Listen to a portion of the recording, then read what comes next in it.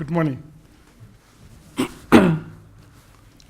As Professor introduced me, my name is Bitange Ndemo. I see so many friends who've been working together here. And today, I'm happy that we have such a gathering because we've been talking about this big data in several fora. And everybody has their own objectives.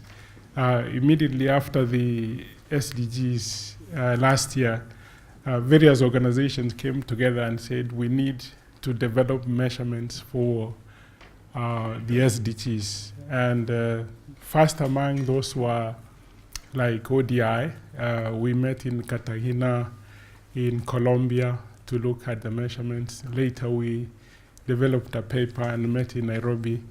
But I've been involved in several big data initiatives, starting with opening up Kenya's open data and doing a couple of experiments, especially in the health sector. We worked with Accenture to look at all the health records at Kenyatta National Hospital. And if you look at cancer patterns, you can begin to understand why that some areas have got higher levels of incidences of hypertension, cancer, and there is much that needs to be done leveraging on big data. But today I'm talking about confirming what he said. Could real big data help us in terms of development? Besides the UN involvement, where we work together, where we have spent more time talking about data privacy than use of data. I come from a school of thought that we disrupt, we make mistakes and then we apologize. Where apparently more people want to do things very carefully. So we would continue working and see how far we can go. I want to show you some of the initiatives of big data in Kenya. Then I can tell you what we are doing with a few friends. We got together, so some who are working with the World Bank to develop an easier way of understanding how we can use data to move people out of poverty. Grow Intelligence took some 1.6 million data sets worldwide. Every country is in this. The offices are in Nairobi. I am informally involved with them. Quite often I go to their offices. But I want to show you just a few of the works they have done, and you begin to understand that we have more knowledge now about how we can deal with poverty than we have had any time before.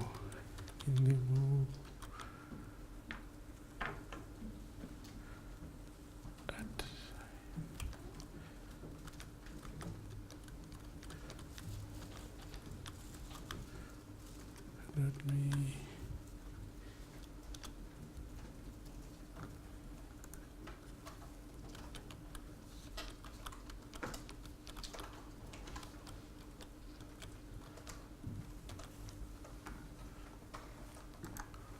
Okay.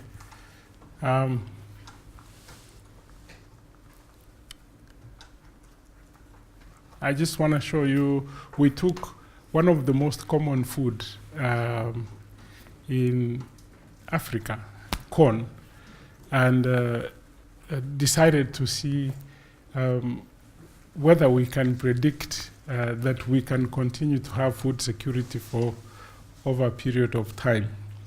Here we are comparing the US and East African countries, Ethiopia, Kenya, Uganda, Tanzania.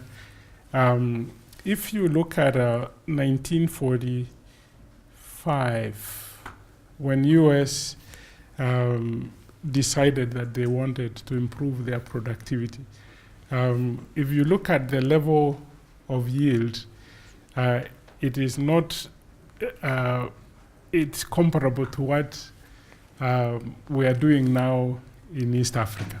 In fact, some countries are much, much below than that yield. The reason why this graph is important is that at every spike that you see the US, there was a policy intervention. Actually, if you get time, you subscribe to this. If you get time, you can be able to see different policies that they put in place. The impact of research when they started hybrid seed, and that's when it grew so faster. If I showed you other graphs, I will show you that the size of land they are using now is much less than they used, but the production output is much larger, meaning that the yields are very high. If you look at Tanzania, for example, production is so large, but they are using so much land and expanding so much land in order to satisfy food security. This must change. This was the presentation I'm showing you here was presented in Nairobi when we had the conference on the Green Revolution. The thing is that leaders must now begin to understand the role of big data in terms of predicting and begin to create policy changes that would ensure food security going forward. We are not seeing that, but this is very key. I have so many other stuff, but I think that will be more important. Okay. We also have a number of unstructured data coming out of the Global Pulse. They are based in Uganda, that you can begin to predict the days when the farmers ought to be growing their crops. But this has to come from the lab into the people, and we had started developing apps in Nairobi. If you look at the Kenyan open data, we had intended to get some data sets on the soils such that young people could develop apps that would help the farmers begin to understand the relationship between the soil and fertilizer and output. That is very simple, but very difficult to implement, because if you go throughout Kenya, you find farmers growing maize even in places where maize should not be grown because the yields are much, much lower. But hoping that the mobile platform can do something, we can begin to change that by providing such data. That is also available here. I think this Ethiopian experiment, this is Ethiopia, where you see the green, this is the rain patterns, and in some other areas you find the water retentions are much lower, but the farmers don't know, and they go plant and they waste their time. All this data is available, but the problem we are having is that how do you get it from this lab into people understanding or simplifying it for people to understand. This is from unstructured data, because they get this from some of the free satellite information to develop this. I must also add that there are several other organizations involved in this. So let me shift from this to another presentation.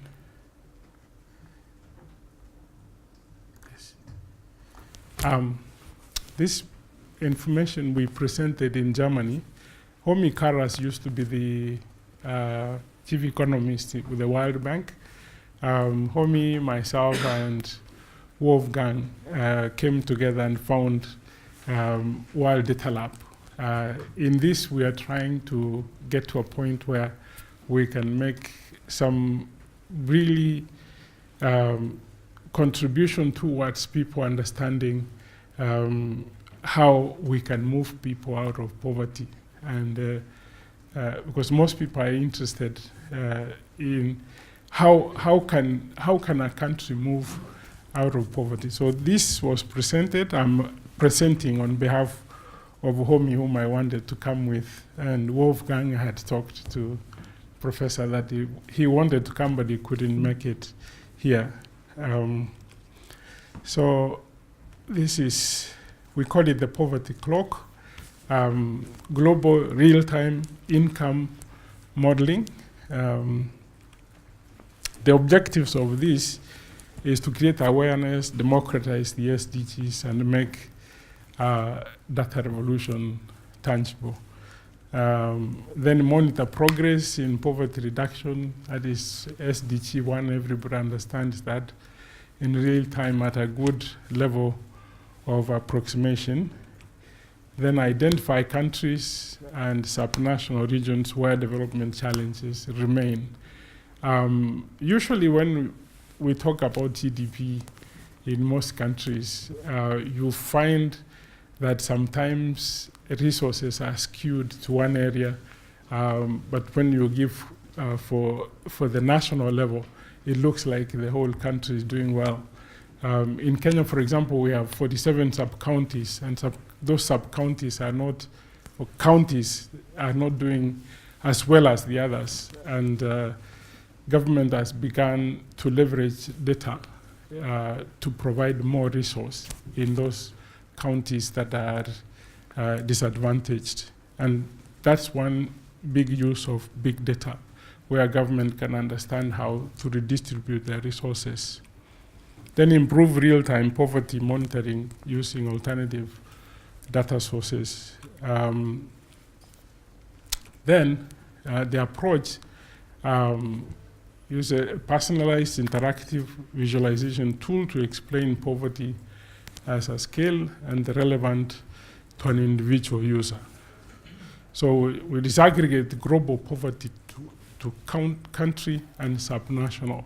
Like now, we look at Kenya and then we move to the counties so that we can be able to understand poverty in a consistent, comparable framework. Then compare the speed and reduction with which, with speed required to meet the SDGs. We are using the $2 per day as the, those who are below $2 are spending $2 per day as poor. The methodology is here. Estimate the country income expenditure distribution using the latest survey data, actually from several sources, from the World Bank, from actually, if you look in Kenya, for example, sometimes some NGOs have got better data than the government itself. I know USAID has much, much better data than the government has. And these are some of the debates we're having. How can we harness all these data and begin to validate even the national data? Then all this, I don't want to read because you can see the idea is to calculate the speed at which we are reducing poverty. These are some of the issues. If you look like number 2, it's actually very, very difficult to estimate poverty in North Korea because the numbers are not available. You could estimate in Africa because you can look at the structures and be able to estimate. These are, as I would say later on, there are new methods we are looking at, working with Stanford to see we can be able to estimate some of the poverty, then allow for changes in distribution over time. Okay. This is the number of people below the $2. And at the moment, every second, 2.4 are actually jumping out of poverty and moving on to freedom. These are the few who have run away. Actually, we are going to do some animations seeing every people running out of poverty. But this is not sufficient to attain the SDG by 2030. In fact, it would help towards some percentage, but it would help for countries to understand what is it they can do to fast track the number of people living in poverty. And it's important that we show this, that every country begins to understand at what rate are they moving people out of poverty, and what is it that they can do to change that number. For example, here, how many? We need 12 people per second to jump out of poverty, but that is not attainable. So we would hope that we would go into countries and begin to explain what is it that they can do. This is the same. The countries that are on the wrong track, 18 of them, where poverty is increasing: Democratic Republic of Congo. I'm sure most of you know there is a lot of conflict within there. Chad, Comoros, Ecuador, Mexico, Nicaragua, Zimbabwe. Zimbabwe, if they moved Bob out, things would change for the better. But I don't know how that can happen. I don't know whether we can make interventions from outside. Oops, I am on camera. I don't know. I'm putting myself into trouble. On-track countries, there are 28: Bangladesh, Botswana, China, Cote d'Ivoire, Ethiopia, Malaysia. These are the ones that are on track at the current rate. If you look at the current rate of growth in Ethiopia, for example, it's growing at more than 10% per annum. They could get there. This also is a problem where you look at the growth. Even as we say that it's growing at 12%, there is still some mamas that some sub-national areas need a bit of freedom. So I'm just saying that the numbers would show right, but there are some things, and that's why we are looking at sub-national data to see whether that would be able to be achieved. Off-track countries, there are 37, Bolivia, even Kenya is there, Papua New Guinea, Senegal, Suriname, Togo. These are countries that if they tweaked a few things, they could succeed. They could actually attain to move everybody out of poverty by 2030. So I picked my country, Kenya. Now we have 11 million people out of 44 who are earning below $2. And that is almost 25% of the population. That is what we need. We are doing the target, if we need to get there.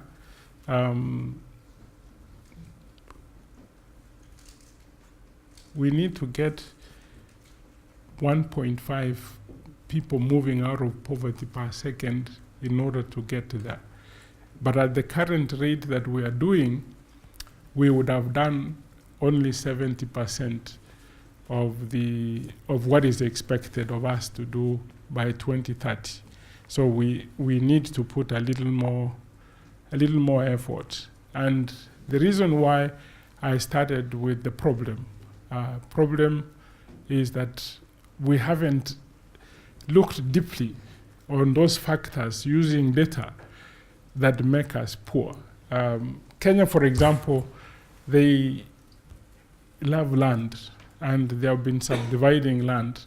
And the more they subdivide, the lower the yield. In fact, in 1960, you could get like 40, 90 kg bags out of 1 acre. In similar places, you can hardly get 5. These are numbers which government must begin to understand and have policies that we should not be subdividing land too much. And we should provide hybrid seed to the farmers in order for them to succeed. This is what US did, but we are not doing it. So we know the answers, we know the problem, so what we need is the implementation and to be able to change the numbers. So this is finished. So what I wanted to add, I wanted to get a video, but while Data Lab has been working with Professor Berman in Stanford and some young people in computing to leverage the satellite data and they begin to teach the computer to identify objects such that now we can be able to say this is the number of very poor people. For example, in Africa, if you 1 month ago or 1 year ago, you had the satellite imagery and you saw grass-thatched roofs, and the next time you go, you find iron roofs, then you know there is some small progress. Or if you saw Maram roads, now you are beginning to see tarmac roads. We could monitor progress using unstructured data from satellites in Africa. Indeed, there have been discussions that if we perfect that, you can easily estimate population, because if the computer is able to identify a human being from a dog and a tree, then you can know how many people woke up today in Nairobi and who went outside. And if you do that every 1 hour and do the average, you probably get the population.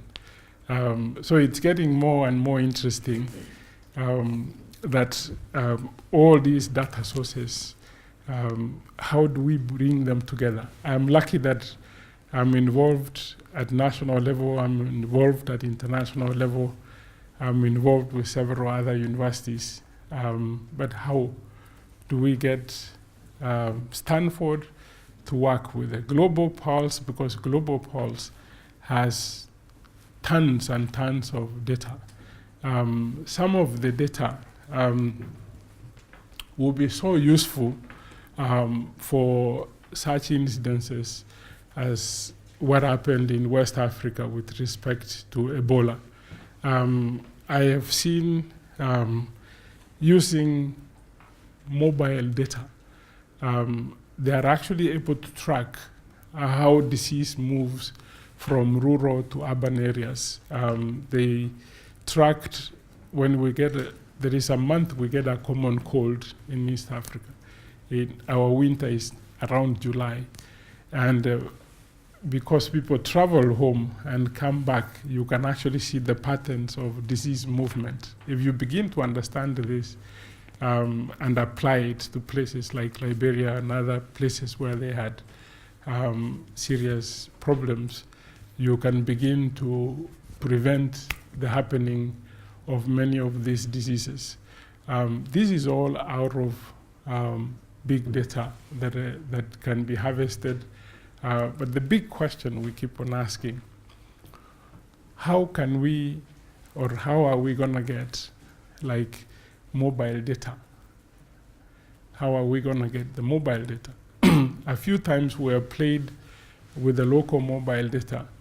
The decisions are so impactful on development. For example, in Nairobi, most of the good schools that were built by the British were in the west. It's a place called Westlands area. And every morning, everybody drives their kids to Westlands and they clog the whole place. And so the government had been looking for money to expand the roads and do all this.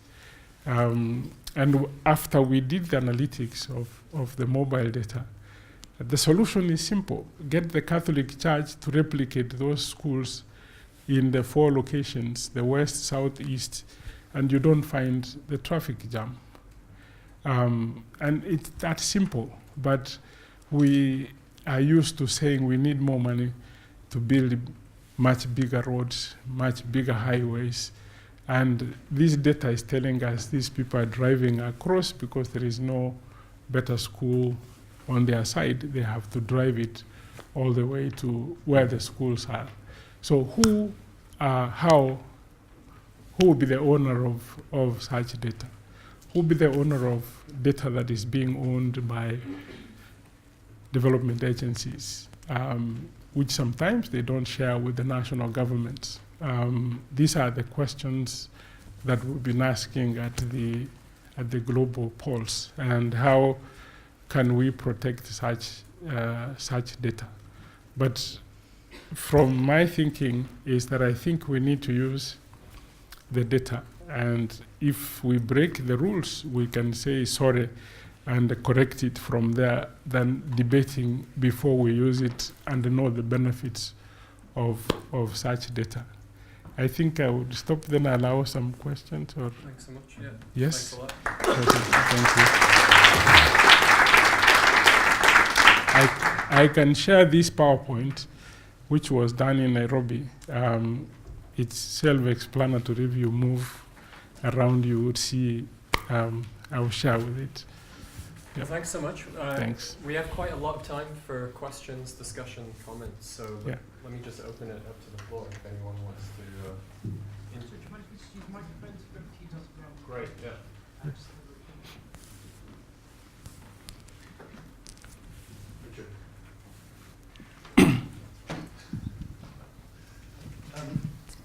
Is that on? Oh, it is. Thank you very much indeed. That's a very interesting presentation. I thought you said something very insightful, which is that in many ways we already know what the problems are in relation to poverty, and we also know what the solutions are. You mentioned some of the issues kind of around land reform and around agricultural extension, productivity, and for example in agriculture. And there are many more that we could list. So I wanted to ask you, why is it that those solutions to poverty are not being implemented currently? And in answering that question, is there a role for big data in helping understand why the solutions to poverty that we're already aware of, why those solutions are not being implemented? I'd hoped nobody asks me that, but I'll be honest and answer the question that the entire Africa, the problem centers around the leadership. Simple. It's not the resource, it's not anything. It's the willingness of the leaders to begin implementing such things. In some countries, some of the leaders own much of the land, which is idle. In Kenya, for example, we need new land policies that if you want to introduce mechanization, which is one of the solutions the Americans did, and do large-scale farming, commercial farming, you must have the land. The land is in the hands of those who are supposed to make such decisions and put punitive measures if you're not using the land, and say you pay tax if land is idle. It is that simple, but it's not very easy because the very same people who are supposed to make those decisions are the ones who are in the leadership. So something ought to be done. Something different has to be the same thing in Zimbabwe. Zimbabwe should not be where it is at the moment, because Zimbabwe could feed the entire Africa. But land shifted into those in power, and there is no food now. We have time for follow-ups if you want to follow up at all. Otherwise, I'll go to the next speaker.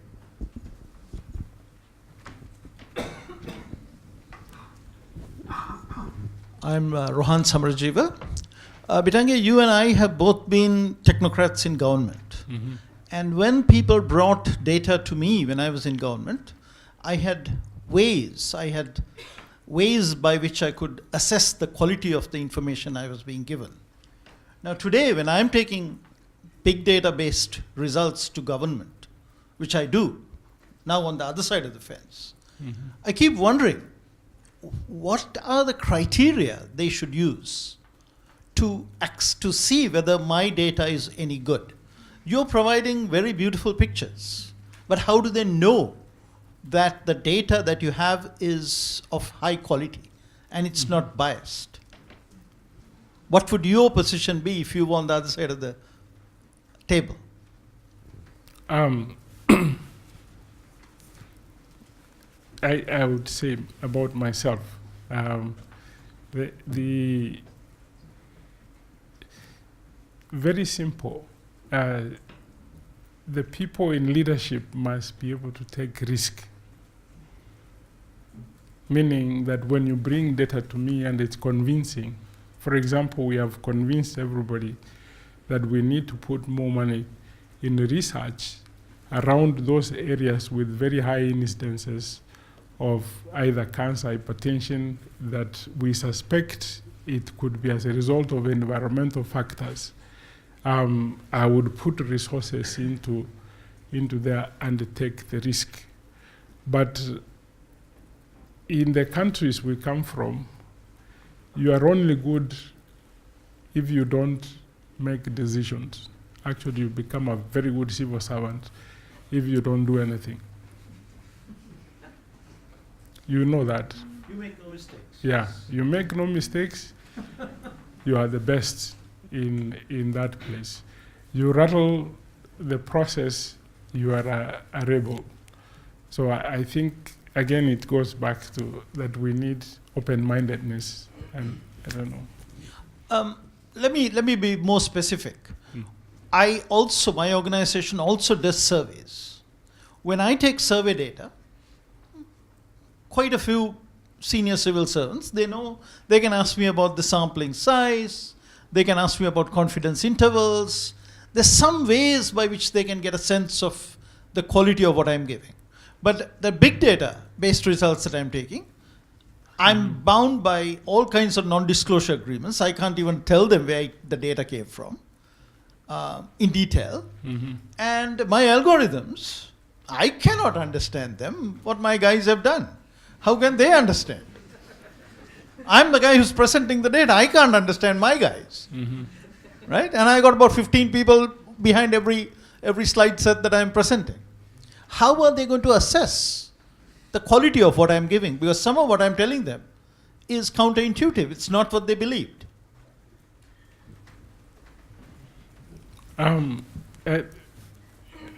Just our faith. I mean, you can't, even yourself, you said you don't know. What happens with very senior civil servants, and you know that, is you give them that, and they give to some junior guy to give them an assessment, and it depends whether he had a conflict with a spouse or not. So then he writes that to you, and this is exactly what happens. And there's a book that we did with a German friend. It's coming out next month. We have talked about dynamic policy, how you make policy dynamically. In developing countries, it must be dynamic because some of the information you get you don't trust, but you can be able to change quickly and move. And because you are getting this so many in a day, you say so and so, look at it and inform me. If you don't follow up, they will not come back. They will not come back. You know that until you followed that. And that's the problem, that commitment to their job to be able to do that. But this time and age, when we have all this big data, I'll be very curious and I'll be very interested that you explain further in the presence of all this stuff. That way you begin to make serious decisions.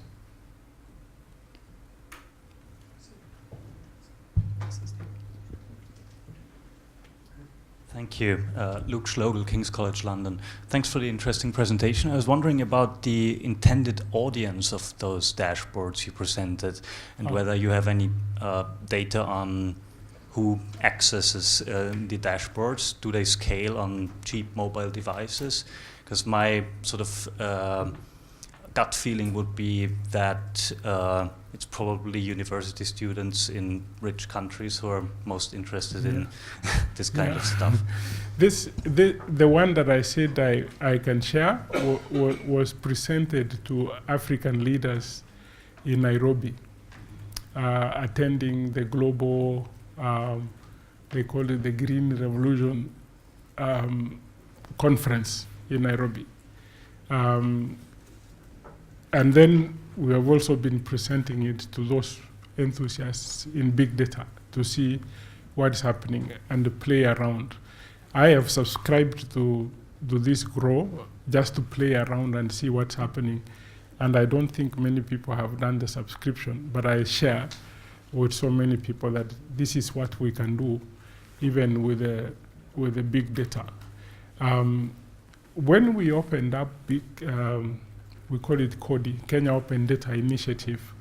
A lot of young people began to use it, but we could not sustain it, meaning like government has to be able to give you data on a daily basis. And they don't want to do that until they have done the validation or they have checked that it is not bad.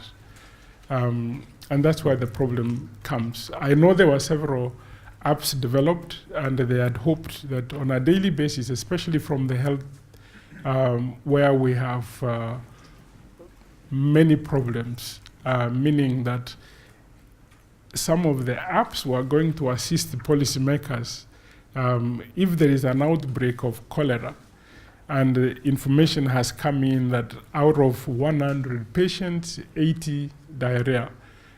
Someone ought to suspect that there is an outbreak. That is what it would have helped to have an app informing the policymakers. But that was cut, and that data could not be availed. And it's very easy to avail it by someone sending an SMS on every evening that we had this many patients, and this is the breakdown of the complaints they had. It would help you understand the interventions you would make. It would help even those who donate things to the health sector, because I have seen during my tenure in office, an agency comes and says we want to give malaria medication and it must be divided equally to all counties. You know, some counties, there is no malaria where it is high, where the mosquitoes can't live. So they take equal share as those who have too much malaria. They wipe theirs in a day, and this one is rotting in shelves. So it is important that we leverage big data to make right decisions and optimize the resources that we have.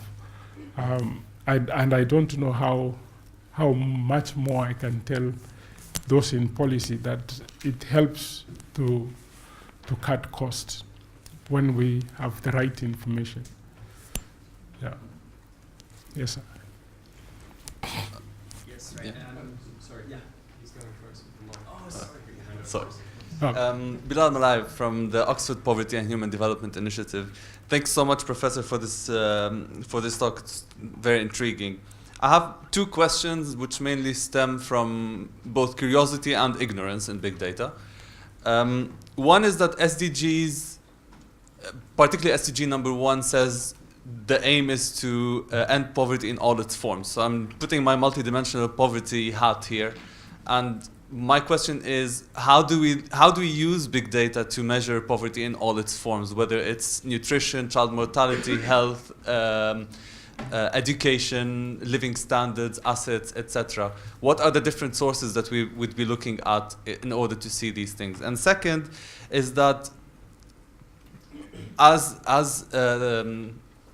our fellow participant here was saying, is that policymakers need credible estimates, and they're always concerned about measurement error, bias, etc. And to give a figure such as 2.4 people per second exiting out of poverty is a very precise, let's say, point estimate. How do we get to these figures, and how do we ensure that measurement error is kept to a minimum? Actually, SDGs are not quite new, I would say, about my country. A few years back, we developed what we call Vision 2030. And through economic modeling, we said by 2030, if we have to move everybody out of poverty, the economy must grow at a rate of 10%, 2 digits. And that's what we accepted. In fact, if you look at the numbers we have come with, it's actually the same. From a different thinking, it comes to the same, that the economy must constantly grow at such a rate. But in my country, every election time, the GDP growth dips. So one of the things that we must do is to find solutions to having elections, peaceful elections, so that investors don't take off, the economic growth dips, and again you have to bring it up. So that's cyclical is the cause of poverty, because you are not growing constantly. We must deal with peace such that you can continue with the growth and the removal of people from poverty. The other solution is this: we must begin to tell those farmers who don't know that if you can't use hybrid seed, your food security is compromised, and you will not get even access to sell and get some money. That's how simple it is. These are the solutions that we need to do. In fact, if they improved this, they would have extra income, which would be more than the $2 per day. There is no other way of removing poverty other than ensuring, if it is social services, we need to optimize the resources. In what I said, that how do you distribute this resource? You say this is the malaria hit counties, they are the ones we give the resource, than having some of it rotting somewhere and others don't having anything.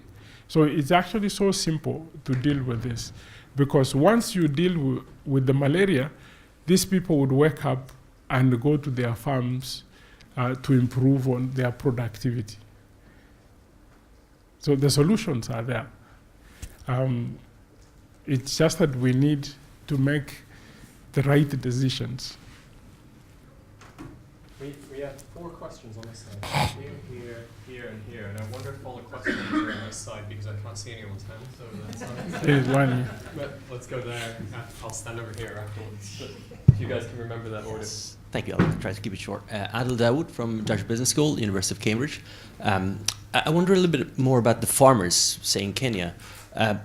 When you present this information to them, what exactly are they looking for? What are they curious about, and how do they, in your opinion, extract the information and use it? And what is the mechanisms for them to get back to it? Because data is a fresh product, right? They have to continuously get back to get information. So just curious about, if you can tell us some more about how their view on the issue. It's good you ask about the farmers. My own thinking about Africa. Let me first step back and say that most of Asia came out of the economy. They improved the their economic status, and now they are looking into their political reforms. Africa is intending to reform their politics and their economics. These things don't go together at the same time. I think, and you can go do your studies, I think we need a period of like 10 years of benevolent dictatorship in Africa to see change. And I say this because we must shift from peasant farming to commercial farming. When you have thousands of people pretending to be farmers and not producing enough, actually you would rather say we would bring food to you if we do this commercially. Introduce mechanization, introduce the discipline of using hybrid seed and everything so that production goes high and you feed the people. Now, politicians hide behind empowering the citizens by giving them 1 acre to farm. And you know, you would never break even from 1 acre. And that's why I say this is just a political gimmick, that politicians want people where they are and become voting machines. But we need to change that mentality and say, let's get into commercial farming. These people can be hired to work in these commercial farms and change everything and stop further land subdivision. That is where the problem is coming. Because when you are trying to get this message, you cannot get even to half of the farmers. It's very difficult to get such message to the entire farming community. It's very easy to do that in the US because 3% of the total population is in farming. Now, we are talking about 80% of the population in farming. That's where the problem comes. We must lower that to somewhere 10% of the population who are farming for the entire, 3% feed the entire America and they export.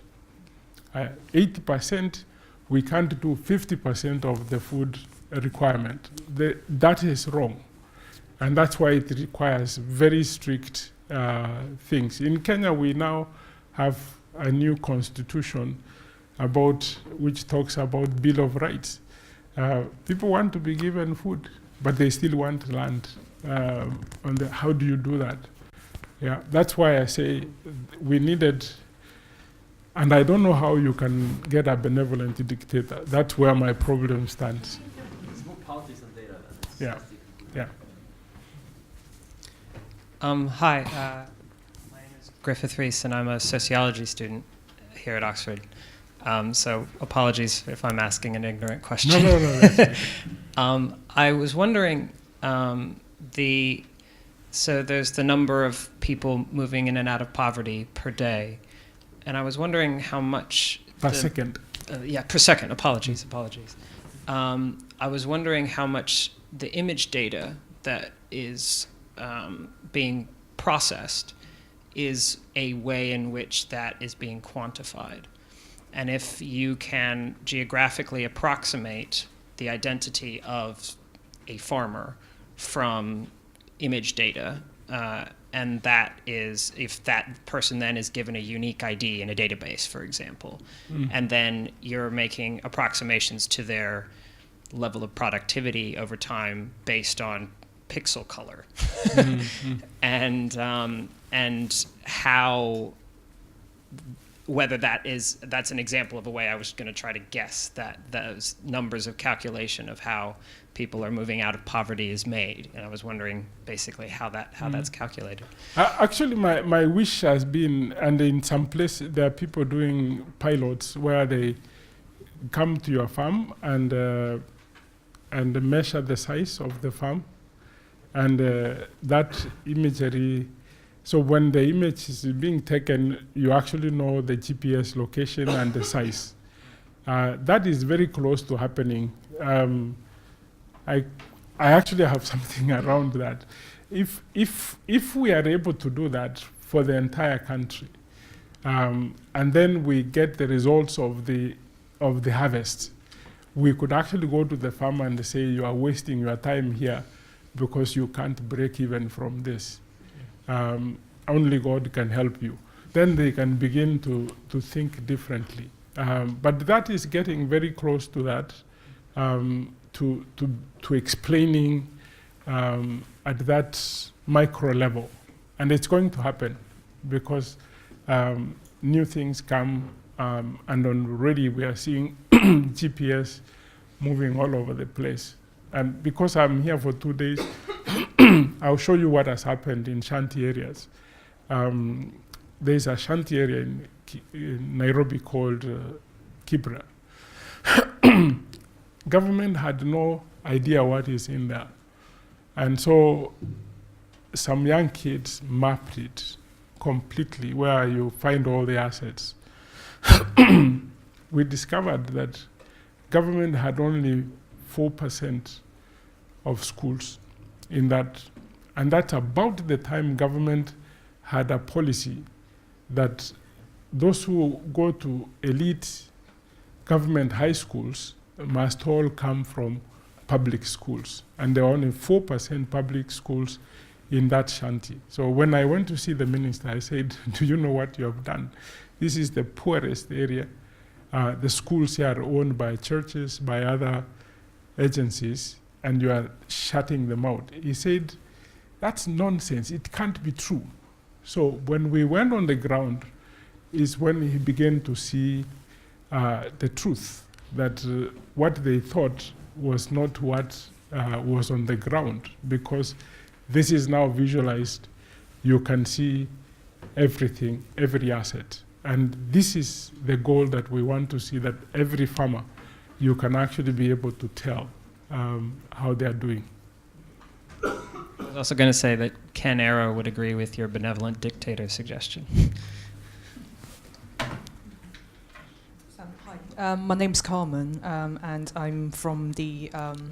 I can Hi, see. sorry. I was looking for you at sorry. somewhere. So. I'm actually from the consulting world, so I work with Frost & Sullivan, and I used to analyze agriculture data actually. So it's quite interesting, seeing all your presentation. I've got I suppose 2 questions. One is, do you see any actually on the ground there's political will to collect data on agriculture? Because I used to look at wheat and maize yields, areas, harvest, and if we consider the USA, for example, they've got the USDA, which collects a vast amount of actually, data. most of this is USDA. Exactly, and yes. also in Europe, we've got European Commission data on a lot of things. So actually, from the commercial side of things, there are a lot of companies actually are very interested in knowing what's going on in Africa regarding yields, irrigation, for example, yes. Fertilizer use. And so that data would be really valuable to the commercial world, but they can't start collecting those data. It has to be from government agencies. Actually, USDA has better data than the government. I mentor several young people, and we wanted to know the consumption of beef in Nairobi. So we went to the Ministry of Livestock. They did not have the data. So we went to USDA and we got the data. Yeah? We have this huge deficit, and we are telling people that they can't invest in beef farming. You see, you need this data to be able to know. And if you see the number of American restaurants in Nairobi, it's increased.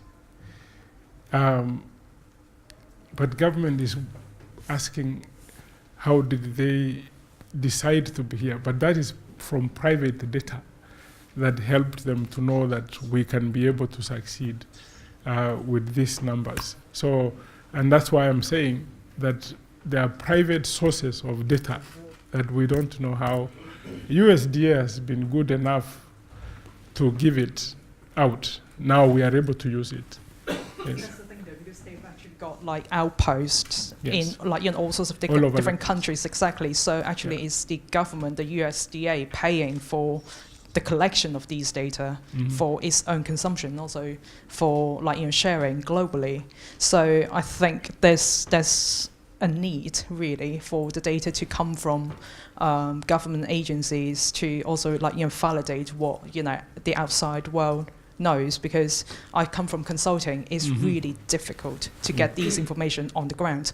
We phone everybody, most people up on the phone, and most people, as you know, would have got 10 mobile phones, and they wouldn't even know which one to answer.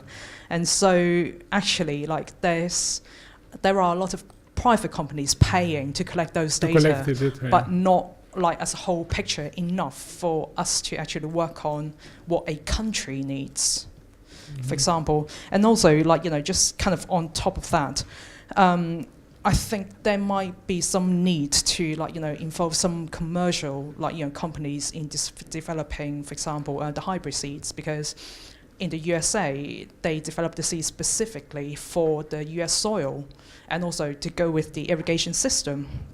And so do you see any room for collaboration with seed companies, for example, to actually develop specialized seeds for Africa? Because that's what's happening in China as well. They have to develop their own varieties, seeds, because otherwise, the US seeds would not do well in China.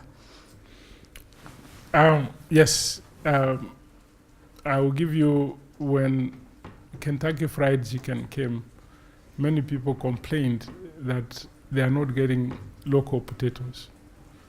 And I was part of the people who were saying that you must get the seed that they want.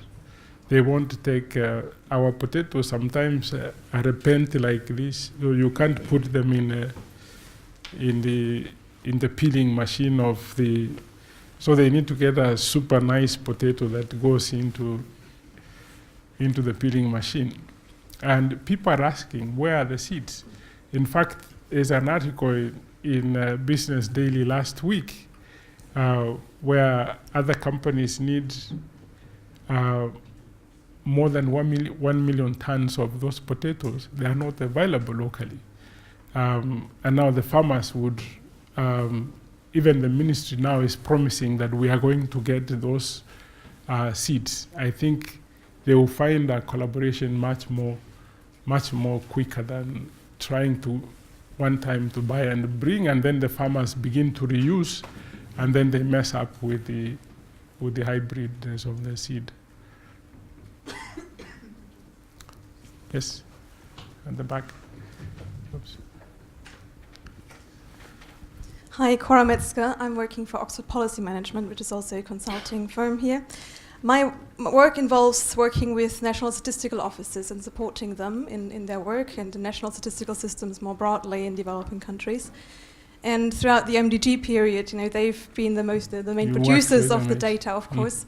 So I'm wondering what your thoughts are that once now production of data is democratized with big data, what are your thoughts about the role of national statistical systems and national statistical offices? They must change in the future. They must change. What do you think are the priorities for them and in the next years? The amount of data they collect is not sufficient for the current needs of data.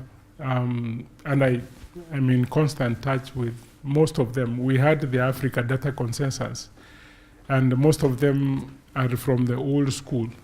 You can't share the data. We have been pushing for access to information data, and the whole government must change, because nobody wants to give data. When I created Kenya Open Data, I got special permission to put that data in the US, where it can be accessed quickly. We still have the English Official Secrets Act in place, that everything that is produced within the country remains in the country. We must destroy all that and begin to do things that can help the country.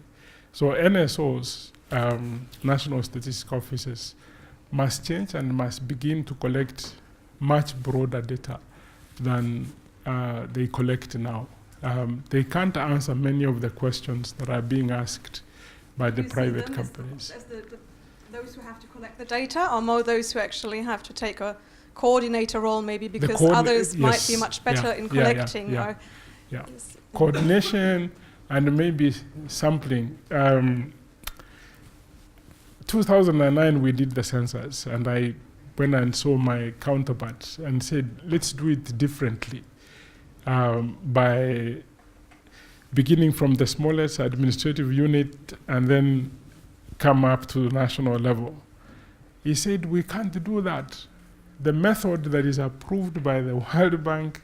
And I said, but this is better than, so even some of the global institutions must begin to change, because even the funding for that is like, we have given you 3 billion to buy scanners, and you can't use it now for any other way of data collection. You can use the mobile to collect much more information than what they are saying, but they are rigid with very old ways.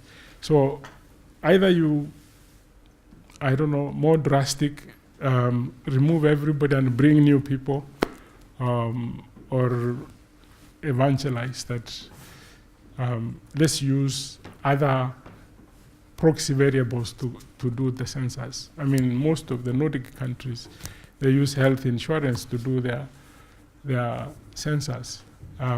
Why can't we use other methods which are much easier? So methodology is still a problem with most of the developing countries, and they can't shift, because that's how other agencies validate the data. Okay, we were supposed to end now for coffee break, but we've had a question waiting here for a while, so we'll take this one and then we'll go. Thank you. Sorry, keep you from coffee. My name's Michael Swan. I work for the European Union. I had a question about democratic accountability, funnily enough. Yeah, I know. Because it strikes me that there are two ways of coming at this. One is to say that in your presentation, you set out very well how the data would, suggest, not to say dictate, certain policy choices. Mm-hmm. On the other hand, you can use the data to help people understand the problems that they're facing, so that they come themselves to their own rational conclusions. Mm-hmm. You seemed, I don't know whether your tongue was in your cheek or not, in talking about enlightened dictatorship, but it strikes me that if we are to use big data simply to say to people, the data says it, therefore you have no choice, only an idiot would do anything else. Sometimes, we've seen recently in this country, people reserve the right to take decisions which, on the face of it, are not what we would have thought they might. If you follow me. So, I mean, but that is democracy, as messy and inconvenient as it can sometimes be. Expensive democracy. So, please, can you comment on that? When you are behind like we are, democracies, when we are behind like we are at the moment, and the problems you see around poverty, around everything, I think we should use the best means of predicting the future and use those means. For sure, if we continue with the level of output that we have in agriculture, there will be no food. But democratically, everybody needs a piece of land. And the people who need that piece of land may not understand. Actually, you can walk throughout Africa. There is no African word which is equivalent to productivity or break-even point. So they may never get to understand that. So if you understand and you take the leadership and say, this is the direction we go, and with some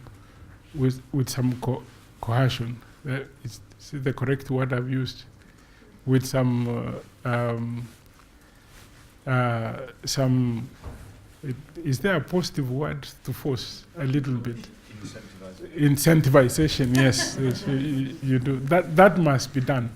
Actually, that must be done for us to move forward. But if we say it's democracy, it's nonsense. We won't go anywhere. And it's too early for us to begin to say we can bask on the sun.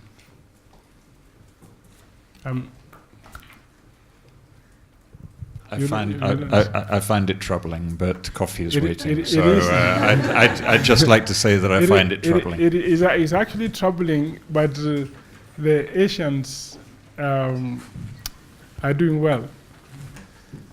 On that note, let me just thank Bitange Thank one you. more time.